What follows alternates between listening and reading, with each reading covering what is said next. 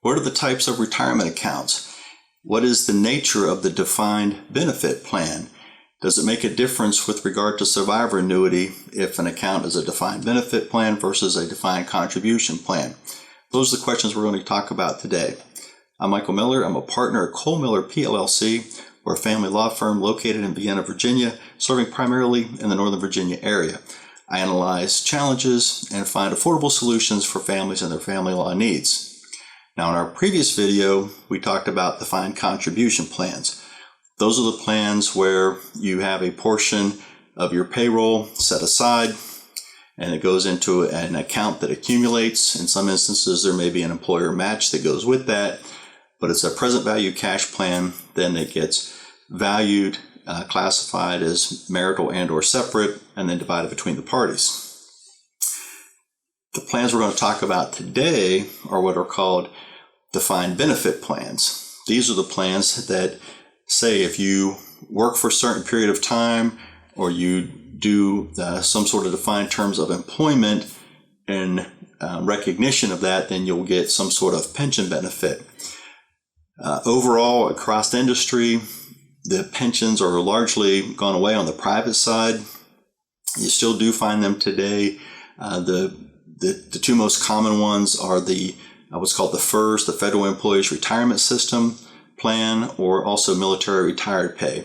So these are ones that if you perform federal service, whether civilian or military, at the end of a specified term, then you get this lifetime pension.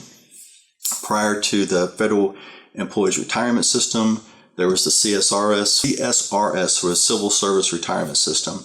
So that was the one previously that did not provide TSP. So that was part of the changes, is going from CSRS over to FERS, is you had the FERS and the TSP. The FERS being the defined benefit plan, the TSP being defined contribution plan. So staying with our defined benefit plan. It's not only just time of service or term of service that impacts this, that you can also, for military reservists, their pension or their military retired pay is based upon points accumulated.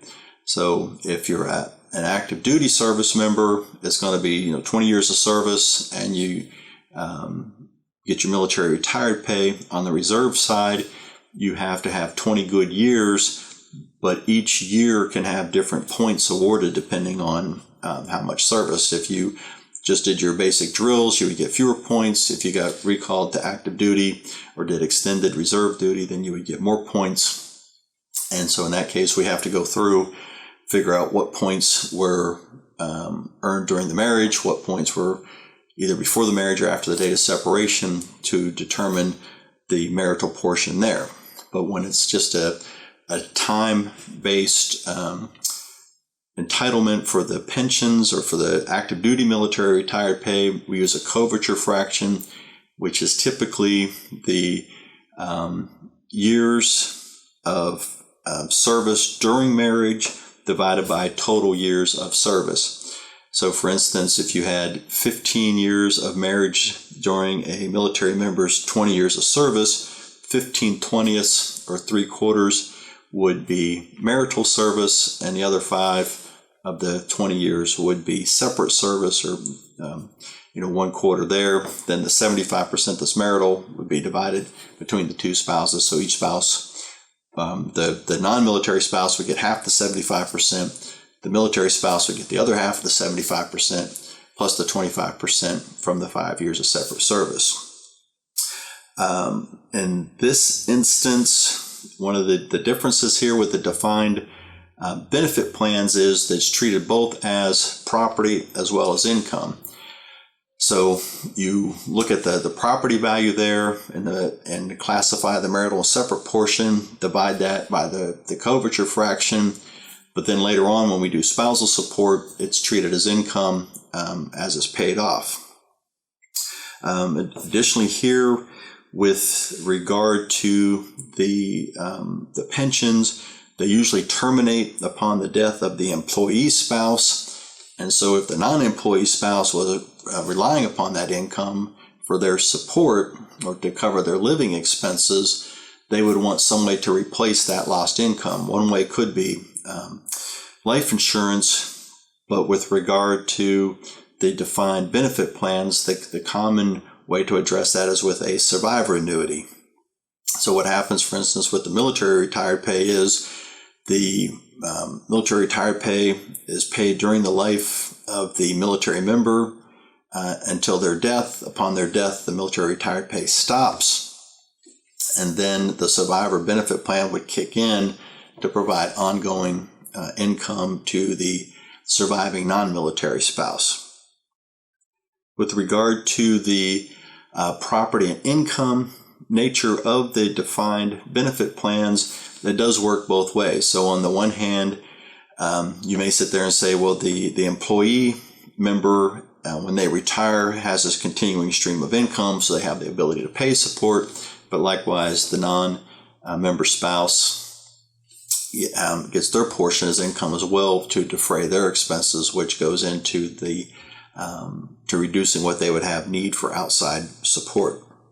One of the things that comes up with regard to the survivor annuity is there's a premium that gets paid for that. So it's the retirement benefit is reduced by a certain amount to fund the survivor benefit plan.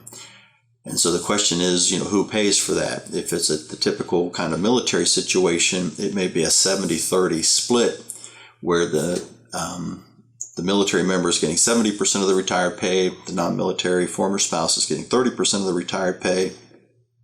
The premium paid for the survivor benefit plan comes off the top. So effectively, the military member is paying 70% of the benefit that will go to the non-military former spouse. And there are ways to address that to shift the cost back and forth. Also, especially with regard to the survivor benefit plan, the default award is 55%. And so the question comes up is, why would a spouse who's getting 30% of retired pay jump from 30% to 55% upon the military member's death? So there's both ways, and because the premium is based on the size of the benefit, by reducing the 55% down to the 30% also saves on the cost of the premium. Plus, you can then move the premium over to be paid by the former spouse. Again, as we saw with regard to the defined contribution plans, there are court orders required to be prepared and then get sent to the plan administrators, telling them to go ahead and to split the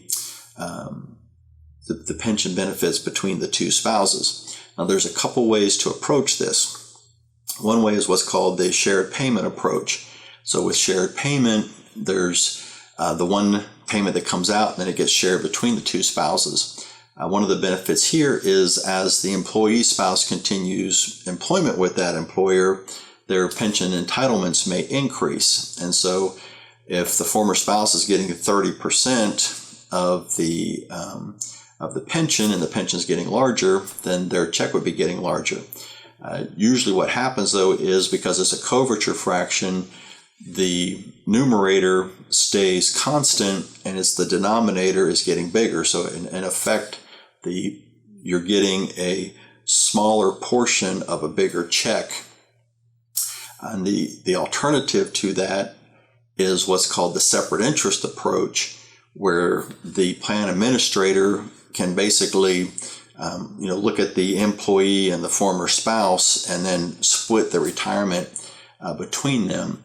And so now they can each elect when they want to initiate their benefits. The other thing here is because it is a separated pension, it's sort of like with splitting the defined contribution plan, is now the former spouse controls that entitlement themselves, and so you would have no need for a survivor benefit plan coverage in that regard. So those are just a few things in summary that we've talked about with regard to retirement plans. Lots more out there that we'll cover later, but the two broad classifications are defined contribution, such as 401k, TSP, and so forth, and defined benefit, such as FERS, military retired pay. So we'll close with that and watch for future episodes to talk about this in more detail.